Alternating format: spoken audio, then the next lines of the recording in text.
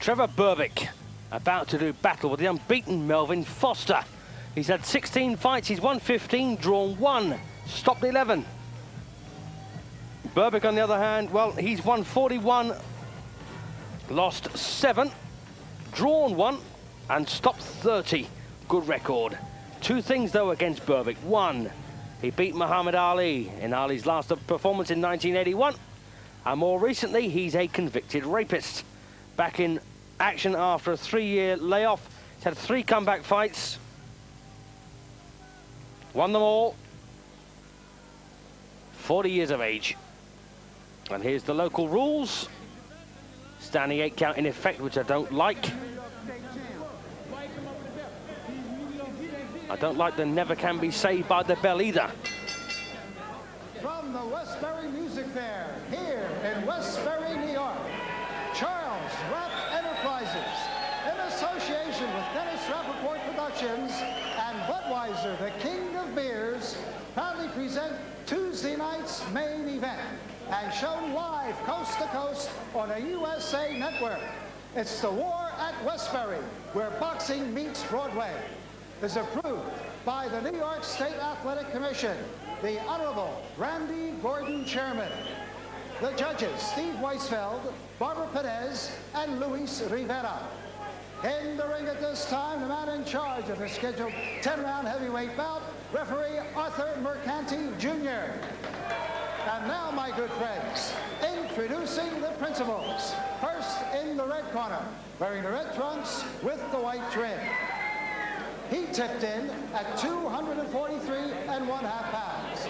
Now this veteran has 41 wins, 7 losses, 1 draw, with 30 knockouts. All the way from Toronto, Ontario, Canada. Ladies and gentlemen, the former WBC heavyweight champion of the world, here is Israel, Trevor Berbick. Berbick. And his opponent in the blue corner, wearing the silver trunks with the red trim. He weighed in at an even 228 pounds. He has 15 wins, no losses, 1 draw, with 11 big knockouts. He is a native of Washington, D.C. And now, making his home in Great Neck, New York, he is the current New York State heavyweight champion. Ladies and gentlemen, here is Melvin Top Gun Foster. So there you got it then from Ed Derian, the New York State heavyweight champion, Melvin Foster. Rather small for a heavyweight, only 5 feet 11.5 inches tall. Israel, Trevor Berbick, as he's now known, is 6 feet 3. Big difference in weights as well, at least 20 pounds between them. And Berbick's got a 2-inch reach advantage. So all the physical attributes on the side of the former WBC, former Canadian, former Commonwealth, and former USBA heavyweight champion, Trevor Berbick.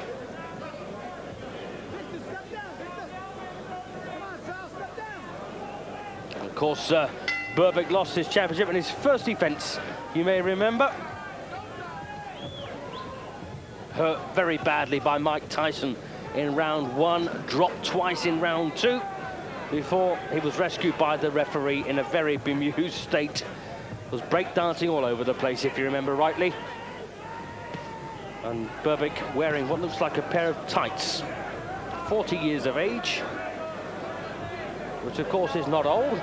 It is for fighters, although I must admit, you look at the top heavyweights around at the moment, you've got World Heavyweight Champion George Foreman, WBA and IBF, 45 years of age. Larry Holmes snapping at his heels. He's going the same way. He's almost 45 as well.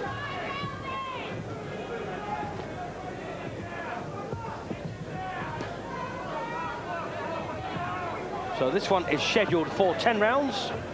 And Foster's connections have decided it's about time. Their man moved up. And they feel that Berbick is there for the taking.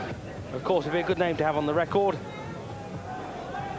The only real name I think you might recognize was that of Mitch Blood Green, who of course was renowned for his street punch-ups with Mike Tyson. And of course, that's who Foster beat to win the New York State title. Berbick from Jamaica, originally now living in Toronto in Canada. And Melvin Foster, he's with Victor Valla and Dennis Rappaport, the same team, in fact, that handled Jerry Cooney, if you remember rightly.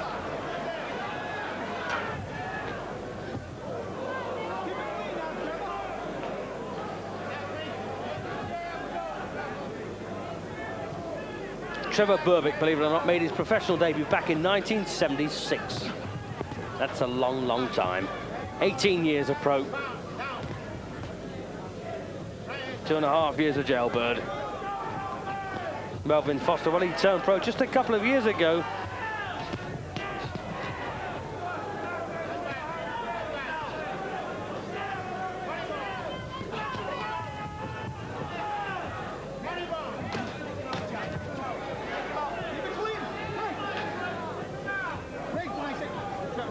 When Berbick's boxed in Jamaica, he's boxed in England, he's boxed in the Bahamas, Canada and France. Been around.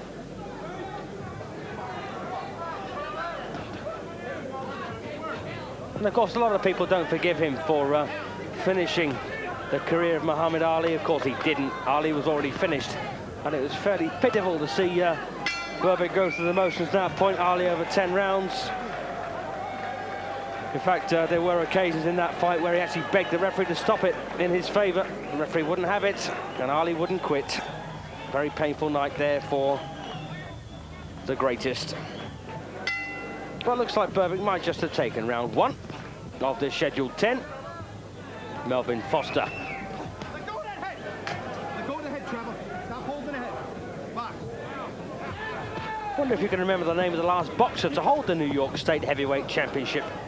You probably can't, so I'll give you a clue. I will not just tell you, Riddick Bowe, in fact, prior to Foster picking up the belt.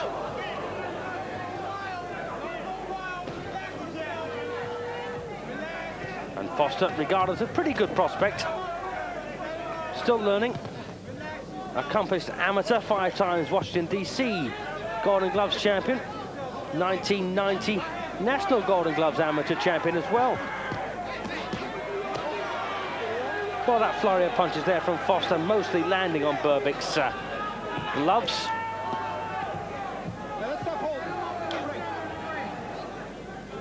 And Foster was beaten in the Olympic trials for Barcelona by Daniel Nicholson, the eventual rep at heavyweight. Fairly fast, Melvin Foster. Sharp, good hooker. He's got some stamina as well, by all accounts. Busy. Likes to throw combination punches as well. But he's not physically strong, and he's not too big. And he doesn't like fighting under pressure, that's for sure. But looks like he might have just been busy enough so far to have Berbick's respect in the second round.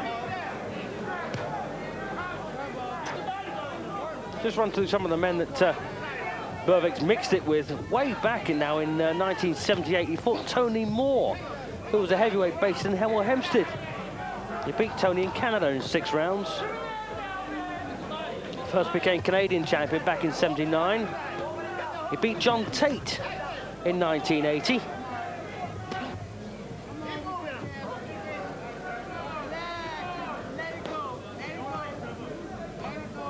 He was outpointed by Ronaldo Snipes in '82. Well, now Berbick getting his punches going. Feeling that he's allowed Foster to take 1 liberty too many. Half a minute to go in the second. Well, up until this point, Foster wasn't doing too badly. But this big man, weighing 243.5 pounds, winging away now, and that's got Foster on the run. Not surprising. But will it be enough to take Berbick this second round? Might just about make it even.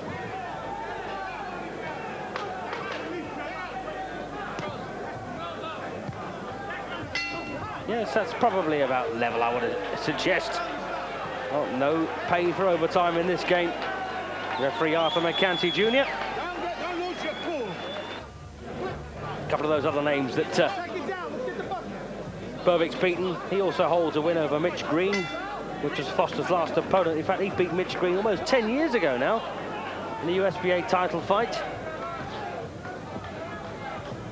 He was outpointed by Carl Williams, beaten by James Buster Douglas. And I suppose the last name you may recognise was Gering Lane, beaten by Berbick in France.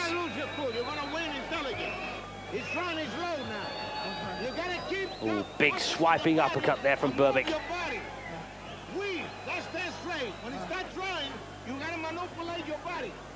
Don't keep straight, all right? And hard punches in the body. Get one on the body, one in the chin. Go for the body first because he pulled back.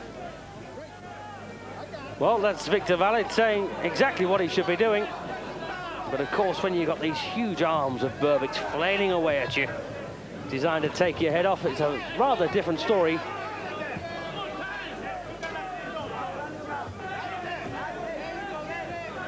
So Foster will be relying on his speed and mobility like that. And that's exactly what the trainer was on about. Go to the body first, then come up to the head.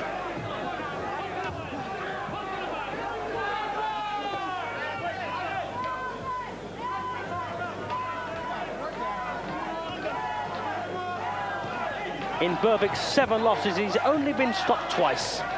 And one of the men to do that was Mike Tyson. So he's a very durable old fella.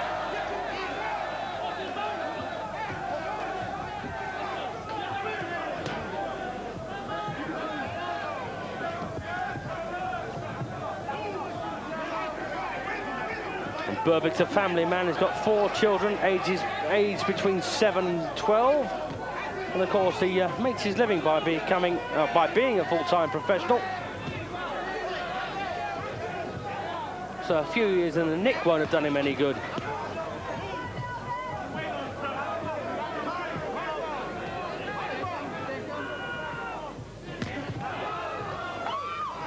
Well, Berbick winged away very dangerously at the start of this 3rd round, but Foster, by and large, I think, has just picked and pecked his way to a slight lead.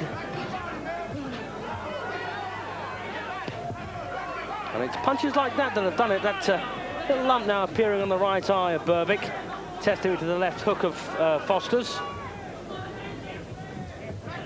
Comes from Great Neck, New York. And you might recognise another former world champion in the corner of Trevor Berbick. Sol Manby recently quit his fighting career, and he is, of course, in excess of 40 years of age. But still looks tremendous. So that's a good round, I think, for Melvin Foster. That one levels it up for me.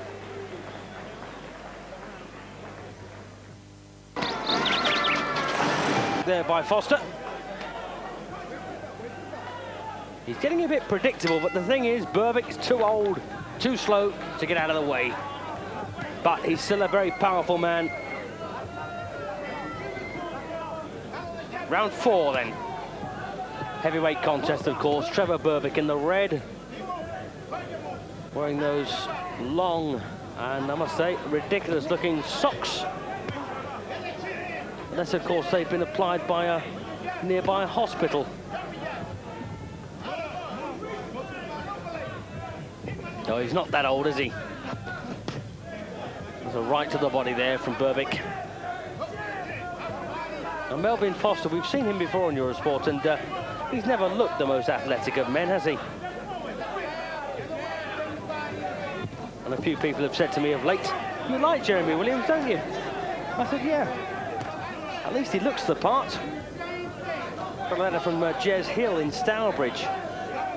And he also rates Jeremy Williams and thinks that Jeremy's a good name. Well, Jez, if it was that good a name, why do you call yourself Jez?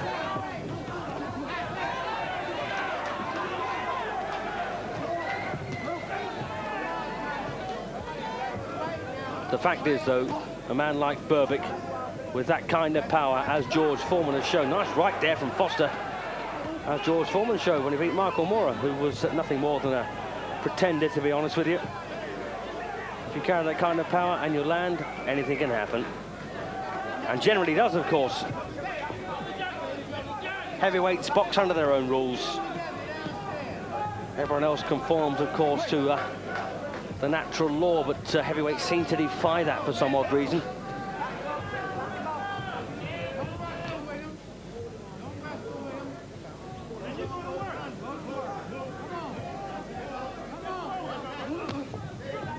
Not a great deal, I don't think, in this fourth round. Less than a minute to go. They both had their moments, and once it's Berbick, they're smashing punches into Foster's back. Crowd didn't enjoy that. Just to remind you, this is the Westbury Music Theatre. Westbury in New York. If you're in the area, pop in. Nice venue.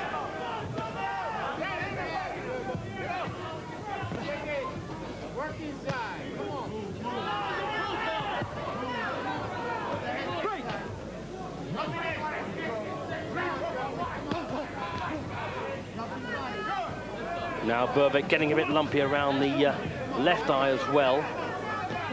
Approaching the final 10 seconds of round 4, and I think I'm going to have to go evens on this round.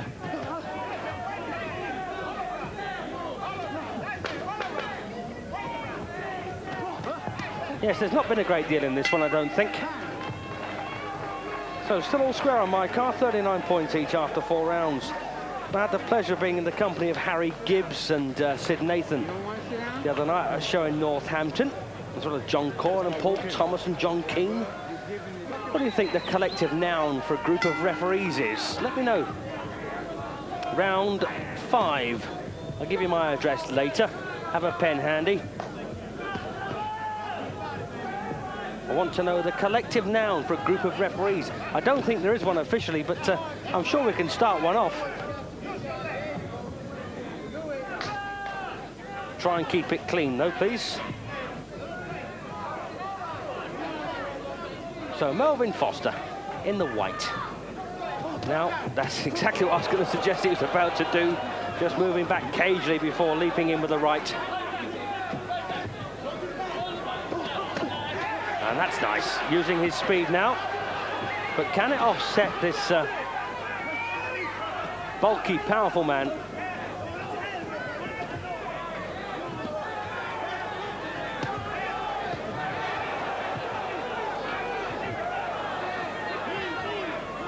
And full marks to Foster. He's got a chin, hasn't he? He's taken some wallops.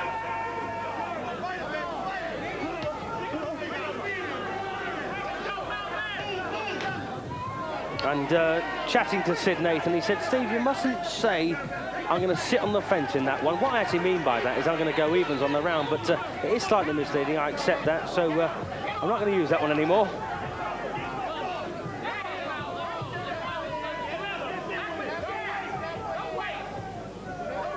Well, Melvin Foster's got his nose in front in round 5, but wants to be very careful that, yes, that's exactly what he's got to be careful of, that Berbick doesn't suddenly just let go with a 3 or 4 punch combination. And these rounds, of course, could be decided on a single combination. With heavyweights, there's so much less to score ordinarily. Which is why it's such a miracle to see both Evander Holyfield and Riddick Bowe battle over 24 rounds with such ferocity and such quality.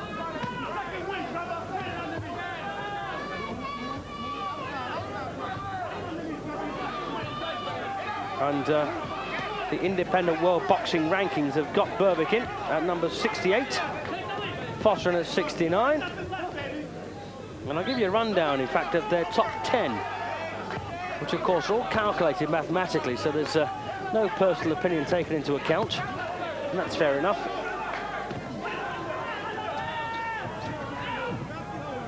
Well, Berbick looking he's looking quite a bit weary, in fact.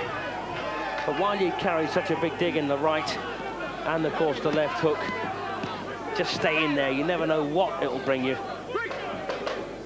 Last few seconds of the 5th, and I think Melvin Foster's won this round. Just.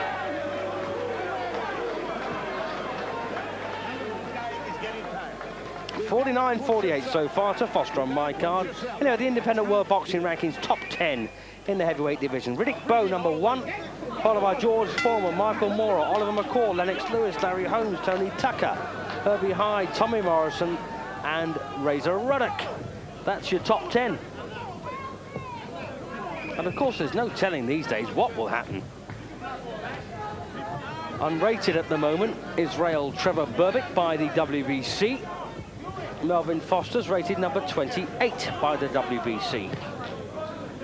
Of course, we don't take any notice these days, do we, of various individual world sanctioning bodies' rankings, because they don't mean a thing. All nonsense. All generally politically or financially motivated. Oh, and Berbick now swinging away like a wild man. And I'll tell you what, the breeze of these will hurt you.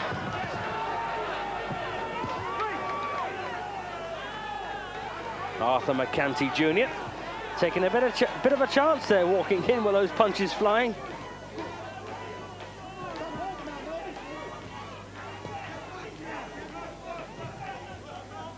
So Trevor Berbick then, originally from Jamaica, now based in Toronto in Canada, in the red, looking to take round 6 to level things up, in my opinion. He's self-managed, Berbick, and this is his 4th comeback fight since his stint in the clink. And I don't wish to make light of that rape sentence. Very serious offence.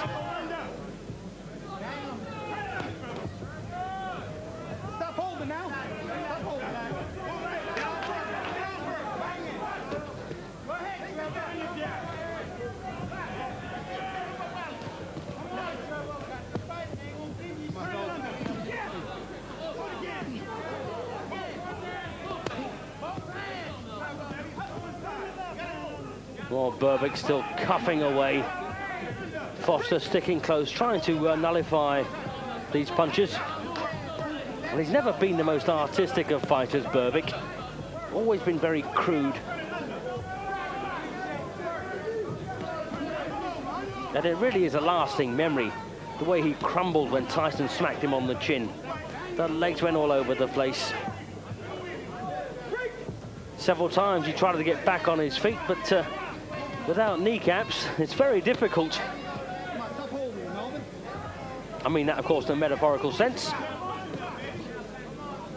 20 seconds to go then in round 6.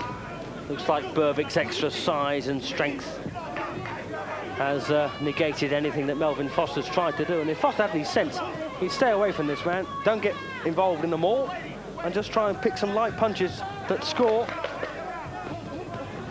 But he's allowing the old chap to kind of push him around a bit. Berbick's round. All square again at 58 points apiece on my card.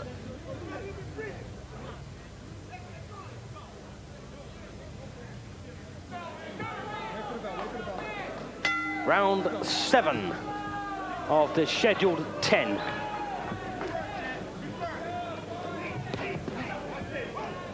And this could be disaster for Melvin Foster. As I say, he's regarded as a young prospect, and his management have got a 2-year plan for him. Some people consider that to be ambitious, but then again, as I say, the heavyweight division does run under its own rules, really. Anything goes, and generally does too. And I've always said that, always said since it happened, we've got the heavyweight champion of the world we deserve. We've also got the heavyweight champion of Britain we deserve, in my opinion. There's Sol Manby, former champion, light welterweight. What a good fighter he was. Still campaigning, I think, the age of 42. Finished now. Yes, while everybody else was scrabbling and fussing about these paltry little championships and different alphabet bodies, in walks George Foreman and picks up the big one.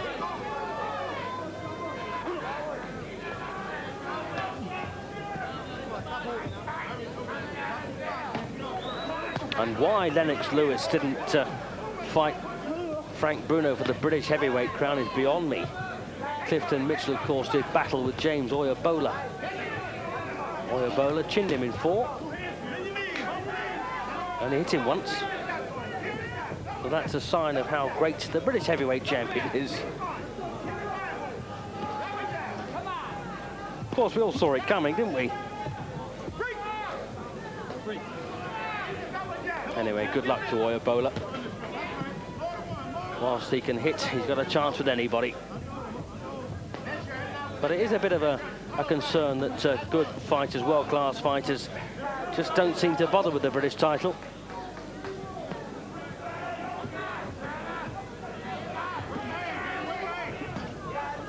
Of course, in the old days, you first an area champion before you fought for the British title. If you won that, you might win the Commonwealth. Then you get a chance at the European. And if you won that, well, maybe one day, if you were patient enough, you get a shot at the world crown. But of course, that's all on its head these days. Often we're seeing men who've never held a British or domestic title getting world title shots and then trying to pick up a domestic crown on the way down. Well, Melvin Foster's not getting through with many punches so far, I don't think, in round 7. And Berbick is just clipping and clumping away like an old cart horse. Looks like he's got his nose in front here in the 7th round. And the crowd are not enjoying this. They like to see heavyweights hit the canvas and bounce up again. Not that they often do, of course, bounce up again. Stay with us.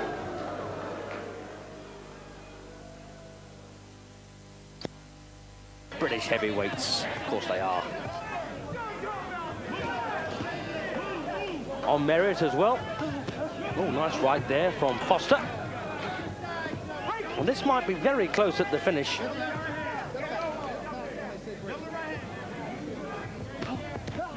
And the right again there from Foster. Did he hurt his hand when he threw it, I wonder? And you wouldn't have thought that Foster had a hope of knocking out Berbick. As I say, he's only been stopped twice in his career. And one of those was by Mike Tyson. And in Foster's 15 wins, he's stopped 11 men. He's had 1 draw. That was with his namesake, Martin Foster. So past halfway, nice left hook there by Berbick. I say nice, it was crude. Then a backhand right from Berbick.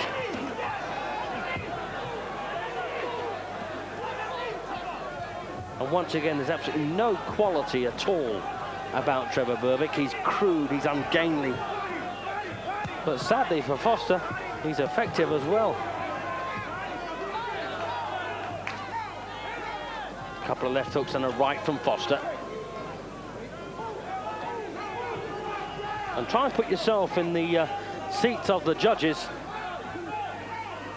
To you and I at home, of course, this doesn't mean a whole lot. But if you're a judge, it means slightly more, because your opinion will alter the course of these men's lives, as well as possibly your own.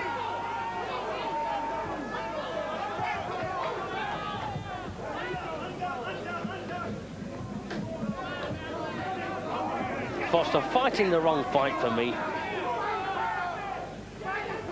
If I was in against a man like Berbick, he wouldn't get near me. And you know, Foster, with his speed and mobility, you'd imagine that he'd just have a wee bit too much ambition for this 40-plus Trevor Berbick. He'll be 41 in January, by the way. Well,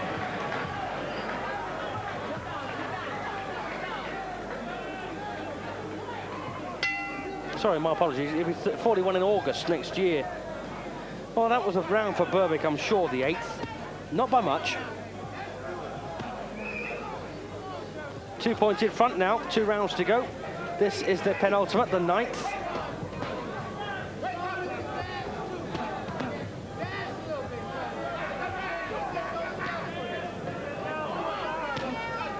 Well, it looks like Foster's been cowed somewhat.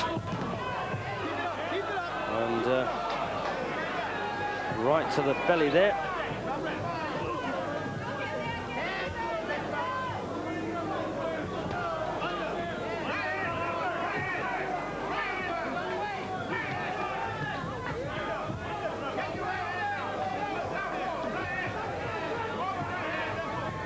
And you may have heard me mention before, the former New York State Heavyweight Champion prior to Melvin Foster was indeed Riddick Bowe.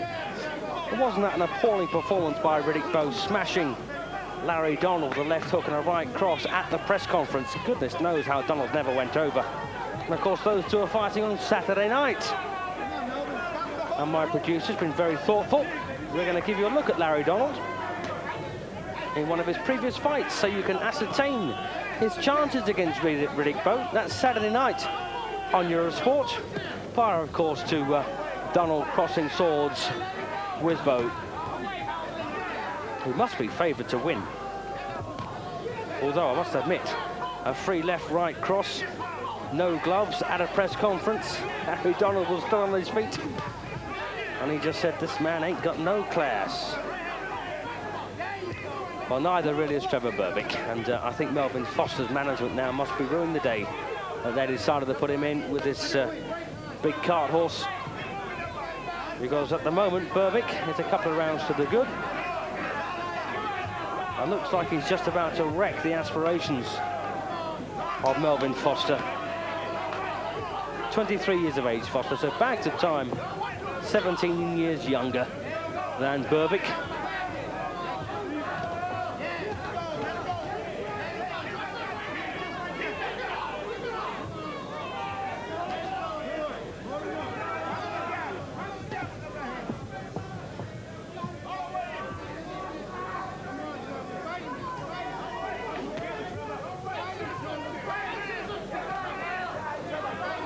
I've just worked out that when Trevor Berbick made his professional debut,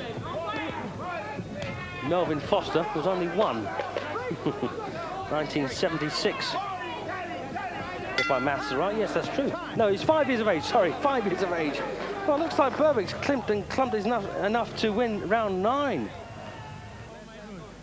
Well, I wonder how well I'm seeing this one. 88 points to him, 85 now to Melvin Foster. That was a close round, undoubtedly, and it wouldn't be surprised it went either way, but there's one round to go, that's for sure. So Trevor Berbick in the red, looking for a name here, in the shape of Melvin Foster, the New York State Heavyweight Champion.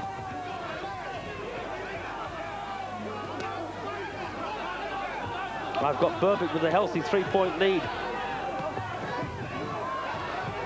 Foster probably knows he's behind.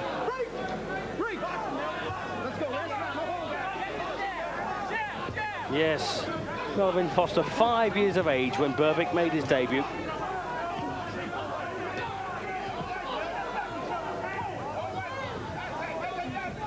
He was only 11 when Berbick fought Larry Holmes for the WBC title.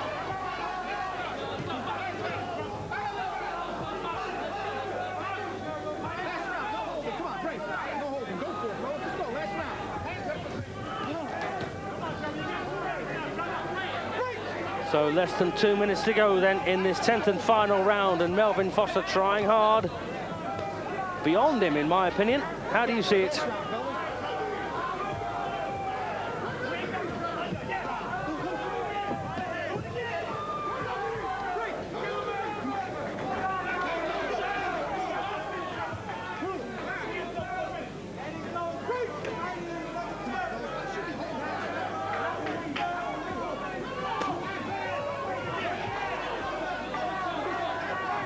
Well, Berbick spoke a good fight coming into this one. I'm not saying he's fought a particularly good fight, but whatever he has done looks to have been enough. However you define it.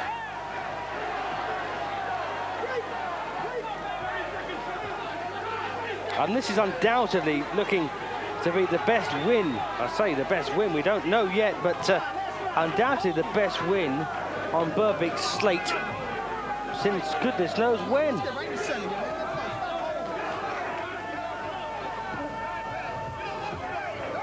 Well, I'll stick my neck out and say the best win since 1986.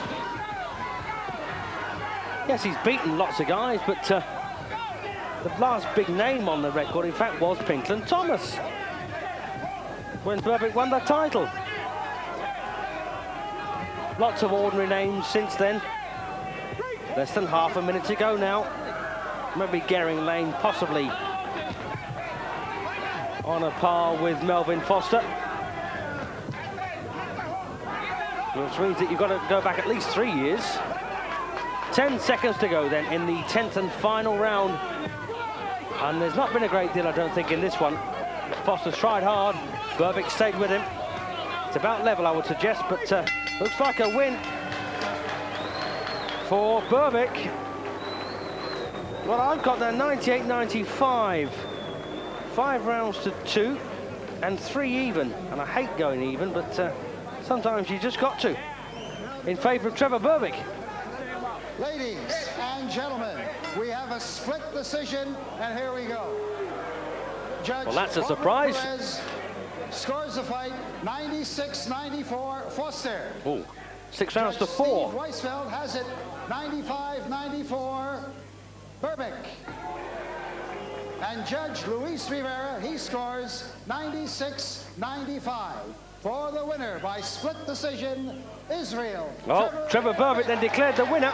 Very close scores there by the referee, by the judges, I should say. But no doubt about the right man won it. And that's really wrecked Foster's plans. And Berbick wants a bit of overtime here. He won't get paid for it, though. Anyway, hope you join us Saturday night. Larry Donald in action. Good night. It's Tim Robinson. And I'm afraid that the figures don't bode too well for Robinson's